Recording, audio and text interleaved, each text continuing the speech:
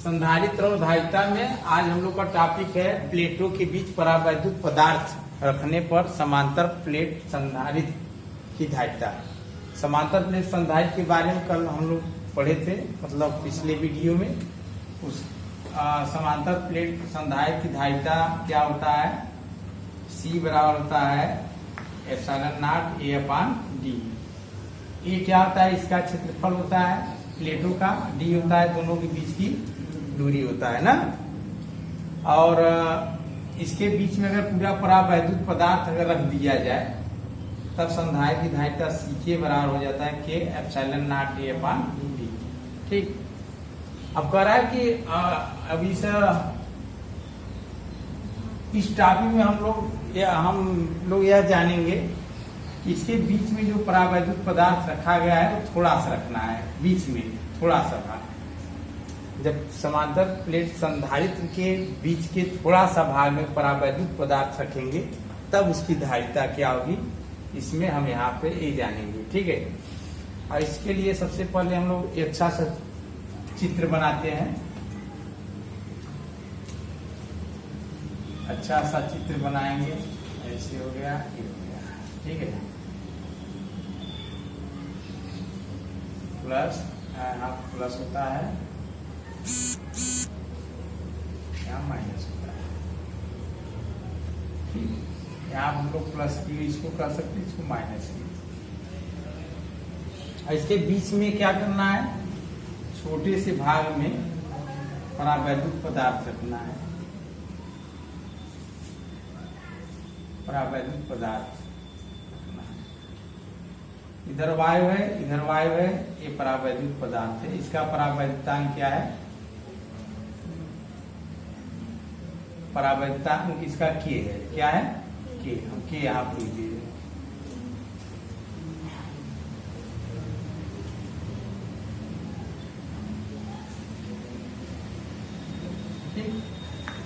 ये संधारित्र है और इसको जो है पृथ्वी से संबंधित किया गया है। ठीक है, ध्यान समझिए।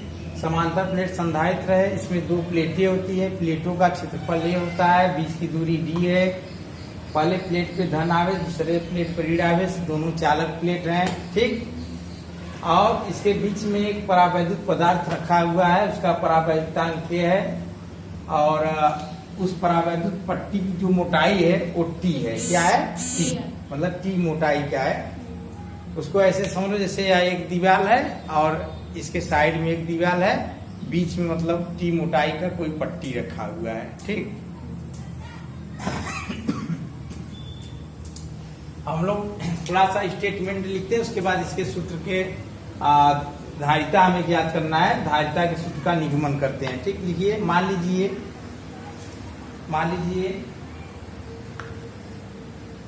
एक समांतर प्लेट संधारित्र है, या एक ऐसे लिख लीजिए। मान लीजिए एक समांतर, चलो ठीक है, मान लीजिए एक समांतर प्लेट संधारित्र है जिसकी प्लेटों पर प्लस Q और माइनस Q आवेश है। जिसकी प्लेटों पर प्लस Q और माइनस Q आवेश है।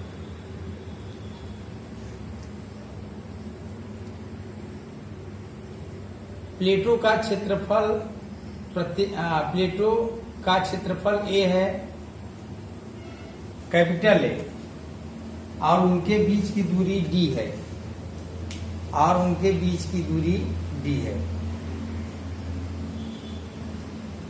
प्लेटों के बीच में T मोटाई का परावैद्युत पदार्थ रखा हुआ है। T मोटाई का परावैद्युत पदार्थ रखा हुआ है जिसका परावैद्युतांक K है। जिसका परावैद्युतांक क्या है?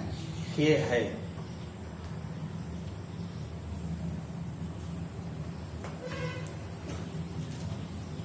अब चित्रानुसार अब ध्यान दीजिए, ये समांतर प्लेट संधारित्र है, जिसमें दो प्लेटें हैं, प्लेटों का क्षेत्रफल है, बीच की दूरी का है डी है, इसके बीच में टी मोटाई का परावैद्युत पदार्थ रखा है जिसका परावैद्युता के है। अब देखो प्लेटों के बीच में इलेक्ट्रिक फील्ड, यहाँ धन है यहाँ ऋण है, तो धन आवेश है यहाँ ऋण आवेश है, दोनों का परिणामी इलेक्ट्रिक फील्ड, प्लेट के बीच में दो इलेक्ट्रिक फील्ड होगा। पहला इलेक्ट्रिक फील्ड जहाँ खाली स्थान है, निर्वात, क्या है निर्वात, निर्वात का इलेक्ट्रिक फील्ड E0 मान लेते हैं, मतलब वैद्युत क्षेत्र। और परावैद्युत प्लेट में जो वैद्युत क्षेत्र होगा EK मान लेते हैं, क्या मान लेते हैं EK। EK का मतलब क्या होता है, परावैद्युत पट्टी में इलेक्ट्रिक फील्ड। और E नाट कहाँ माने हैं, जो वायु है बीच में, क्या है वायु है, समझ में आया, बात समझ आ रहा है नहीं। जैसे अगर ये परावैद्युत पट्टी नहीं होता है तो सभी जगह इलेक्ट्रिक फील्ड सेम होता, क्योंकि समतल अचालक प्लेट या समतल अचालक प्लेट आवेश उस पर आवेश है तो उसके सभी बिंदुओं को, माने उसके पास के सभी बिंदुओं को वैद्युत क्षेत्र क्या होता है, समान होता है। बताए थे ना कि कोई अगर प्लेट है और उसके नजदीक के सभी बिंदुओं पर वैद्युत क्षेत्र क्या होता है, समान होता है। अगर उस प्लेट से थोड़ा सा दूर जाएंगे तो वह बिंदु आकार का हो जाता है, मतलब बिंदु आवेश की भांति व्यवहार करता है और उसके कारण इलेक्ट्रिक फील्ड दूसरा आता है। फिर से समझ लो, हम देखो हम लोग क्या जानते हैं, अनंत विस्तार के आवेशित चालक के निकट बिंदु पर उत्पन्न वैद्युत क्षेत्र की तीव्रता हम लोग जानते हैं सिग्मा अपान होता है एप्सिलॉन नॉट होता है। लेकिन अगर निकट बिंदु के अलावा अगर वहीं दूर बिंदु हो जाए तब इलेक्ट्रिक फील्ड या नहीं होगा, तब क्या होगा, E बराबर होगा KQ अपान R²। तो वहीं जो चालक प्लेट अनंत विस्तार का है उससे दूर बिंदु पर इलेक्ट्रिक फील्ड निकालना है तो वह बिंदु आवेश की भांति व्यवहार करेगा। किसके भांति व्यवहार करेगा, बिंदु आवेश। तो बिंदु आवेश के कारण जो इलेक्ट्रिक फील्ड होता है KQ/R²। तो हमें दूर की बात नहीं करना है, हमें नजदीक की बात करना है। तो नजदीक में जो इलेक्ट्रिक फील्ड होता है सिग्मा अपान क्या होता है, एप्सिलॉन नॉट। लेकिन यहाँ पे माध्यम दो ठो है, एक वायु है और एक क्या है, परावैद्युत पट्टी है। तो वायु में जो इलेक्ट्रिक फील्ड होगा E नॉट और परावैद्युत पट्टी में जो इलेक्ट्रिक फील्ड होगा EK। इसलिए हम लोग E नॉट का मान निकालते हैं, होगा सिग्मा अपान एप्सिलॉन नॉट। तो सिग्मा बराबर क्या होता है बताओ, बताया गया है ना, पृष्ठीय आवेश घनत्व Q/A, जानते हो, यहाँ हो जाएगा Q/A एप्सिलॉन नॉट। समीकरण नंबर 1। ये कहाँ है, वायु में वैद्युत प्लेटों के बीच ना,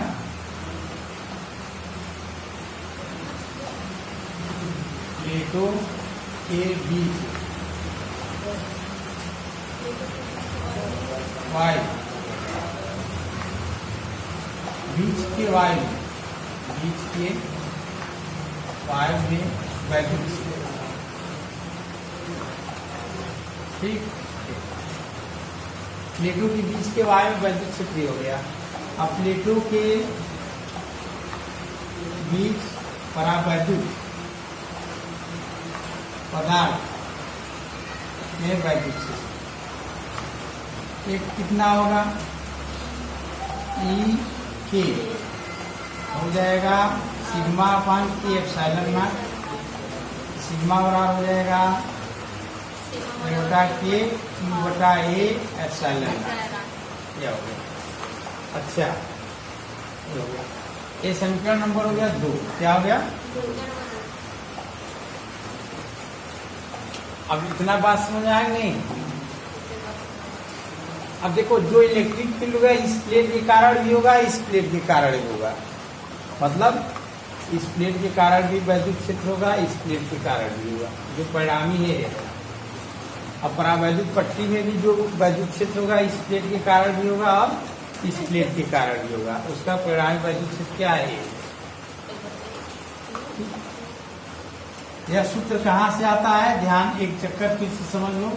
यह सूत्र कहाँ से आता है, हम लोग पढ़े हैं अनंत विस्तार के समतल आवेशी चालक प्लेटों के बाहर निकट बिंदु पर उत्पन्न वैद्युत क्षेत्र की तीव्रता ई नॉट बड़ा सिग्मा नॉट एप्सिलॉन नॉट। इसका भी वीडियो बनाया, आप लोग जो है देख सकते हैं। आगे देखो ध्यान से। अब प्लेटों के बीच विभवांतर, प्लेटों के बीच विभवांतर क्या होगा, ई नॉट गुणे D minus T, E not गुणे डी माइनस टी। ये हम क्या लिख दिए, ई नॉट गुणे डी माइनस टी। V बराबर ई डी होता है, V बराबर क्या होता है, ई डी। ई हो गया ई नॉट मतलब y में, अगुड़े y में कितना दूरी पर वैद्युत क्षेत्र निकालना है, वो दूरी है d माइनस टी। क्यों d माइनस टी है, यहाँ से यहाँ t है और पूरा क्या है d है, तो y वाला भाग कितना है d माइनस टी। नहीं समझे, यहाँ से यहाँ पूरा d है और वैद्युत वाला t है, तो y वाला भाग कितना है d माइनस प्लस ई के टी। ई के टी का मतलब परावैद्युत में वैद्युत क्षेत्र ई के, उसकी मोटाई क्या है के, टी टी टी टी। बात समझ में आया कि नहीं, समझो ध्यान से। प्लेटों के बीच विभवांतर कितना होगा, ई नॉट वाला कहाँ तक दूरी है, यहाँ पर है, यहाँ पर, तो पूरे डी में से टी को माइनस कर देंगे तो ई नॉट पूरे डी माइनस प्लस ई के टी मतलब एक परावैद्युत पट्टी का है वैद्युत क्षेत्र ई के, इसकी मोटाई कितना है टी, ई के टी हो गया। अब हम क्या मान रखते हैं, मान रखेंगे तो क्या आ जाएगा, यहाँ पर भी लिख देते हैं। ई नॉट के स्थान क्या लिखेंगे, क्यू बटा A epsilon not D minus T, ये ऐसे प्लस ई के स्थान पे क्यू बटा के ए एप्सिलॉन नॉट ए गुणे टी। अब क्या करेंगे, कॉमन लेंगे, क्या करेंगे कॉमन।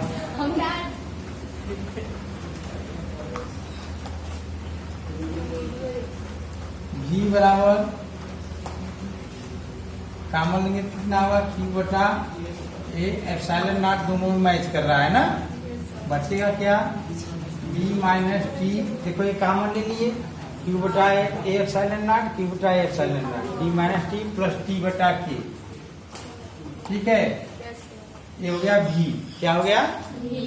अच्छा, अब संधारित्र की धारिता, संधारित्र की धारिता C बराबर होगा Q बटा V, क्या होता है Q बटा V।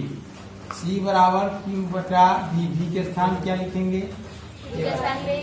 Q बटा A epsilon not V minus T plus T बटा।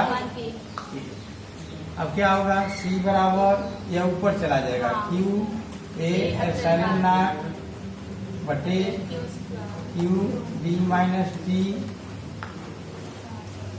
प्लस टी बटा के। क्यू से कट गया, सी बराबर क्या बचा, A epsilon not D minus T plus T upon T. यह संधारित्र की धारिता हो गई कब, जब प्लेटों के बीच आंशिक रूप से परावैद्युत पट्टी रखा हो। यहाँ पर हेडिंग में आंशिक रूप से लिख सकते हैं, यहाँ पर आंशिक रूप से पदार्थ रखने और समांतर प्लेट संधारित धारिता।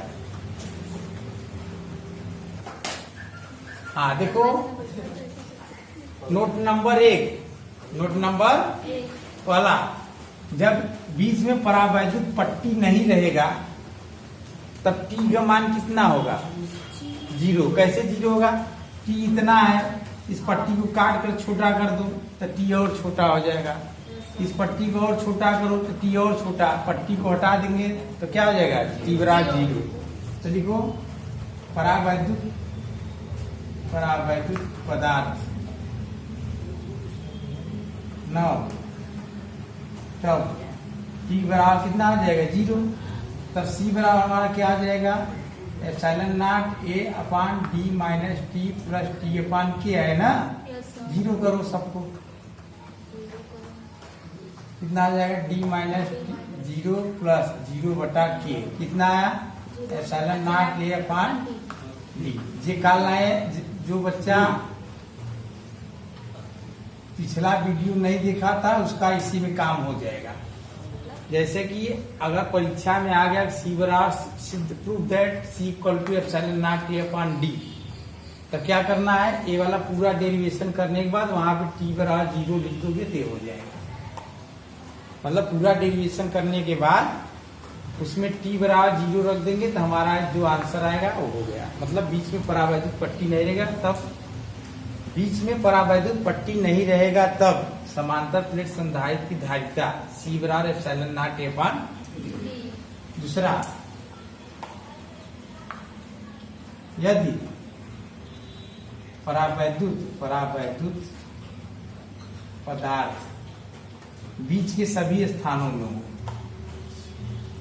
बीच के सभी स्थानों में उपस्थित हो तब धारिता। दिमाग लगाओ थोड़ा सा, परावैद्युत पट्टी को ऐसे बढ़ाते जाए पूरे स्थान में परावैद्युत पट्टी भर दे, तब क्या होगा तो टी क्या बन जाएगा टी डी बन जाएगा। नहीं समझे क्या, ये इसको बढ़ाते पूरा भर दे तो टी बराबर क्या आ जाएगा डी। नहीं समझे, पहले इतना टी है इसको बढ़ा दिए तो टी इतना हो गया, फिर और बढ़ा देंगे तो टी इतना हो जाएगा, ऐसे बढ़ा देंगे पूरा भर देंगे तो टी किसके बराबर हो जाएगा डी के।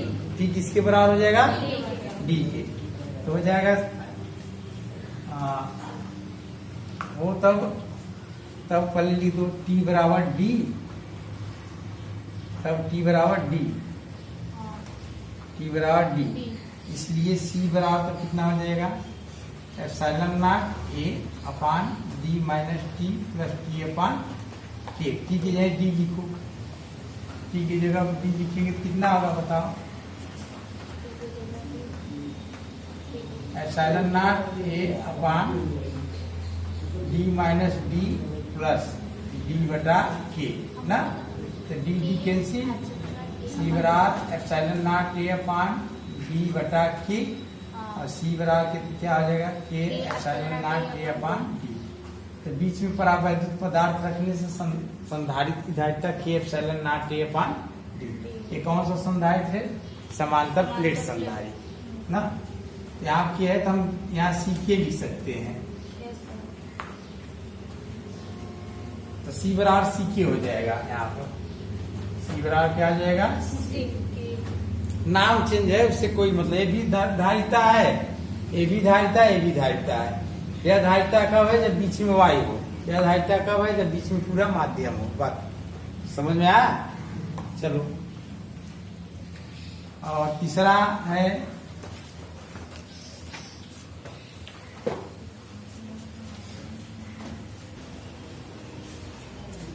यदि प्लेटों के बीच की मोटाई की धातु की पट्टी रखी हो,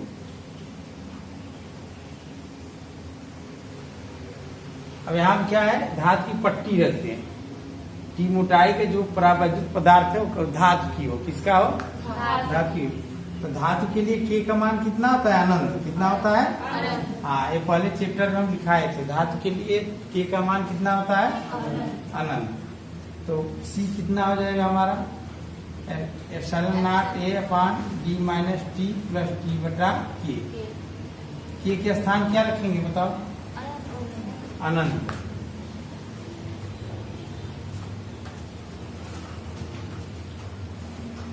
यहाँ इसलिए होगा सी बराबर हो जाएगा हमारा epsilon naught A upon D minus T plus T बटा अनंत ना। सी बराबर हो जाएगा epsilon naught A upon D minus T plus अनंत का भाग देंगे तो क्या होगा? 0। क्या होगा? 0। हाँ, किसी संख्या में अनंत से भाग देंगे तो उसका आंसर 0 होगा। सी बराबर हो जाएगा epsilon naught A upon D minus T. यह आंसर। यह कब होगा? जब यहाँ पे धातु की पट्टी रखी हो ना। अच्छा, हाँ देखिए, अगर इसके बीच के स्थान में मान लीजिए थोड़ा थोड़ा करके इसको T3 मान लेते हैं, और यहाँ पे जो परावैद्युत पदार्थ रखा है इसको क्या मान लिए? K3। इसको K2 मान लेते हैं, यहाँ K3 हो गया है, यहाँ पर K2 हो गया, और इसकी जो मोटाई है उसको T2 हम मान लिए। क्या मान लिए? ऐसे ही एक और परावैद्युत पदार्थ है, उसका K1 है और इसका मोटाई क्या है? T1। क्या है? ध्यान से समझो, चित्र बना लेना। ये समांतर प्लेट संधारित्र है, इसके बीच में हम 3 परावैद्युत पदार्थ रख दिए, K1, K2, K3। इसका परावैद्युतांक क्या है? K1, K2 और K3, और उसकी मोटाई T1, T2 और T3। तब संधारित्र की धारिता क्या होगी? ध्यान से देखो। तब उस स्थिति में संधारित्र की धारिता होगी C बराबर epsilon naught A upon D minus T1 plus T2 plus T3। 4 रहेगा प्लस T4, 5 रहेगा प्लस T5। लेकिन और आगे होगा, और आगे क्या होगा? ध्यान से देखो। प्लस T1 अपान K1, T2 अपान K2 और T3 अपान, ऐसे 4 रहेगा प्लस T4 अपान K4, 5 रहेगा तो प्लस T5 अपान K5। बात समझ आ रहा है ना? हाँ, ये हो गया। तो पहले हिंदी लिख लो। यदि समांतर, यदि प्लेटों के बीच T1, T2 और T3, T1, T2 और T3 मोटाइयों की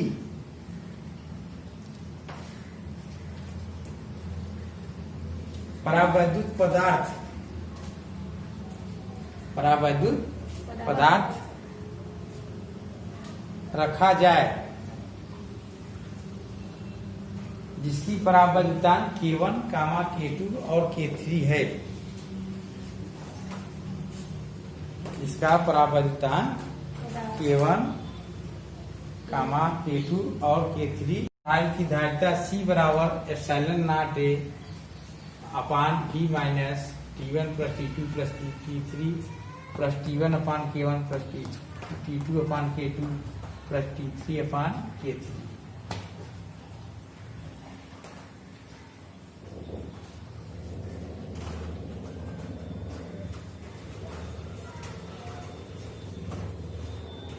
हो गया।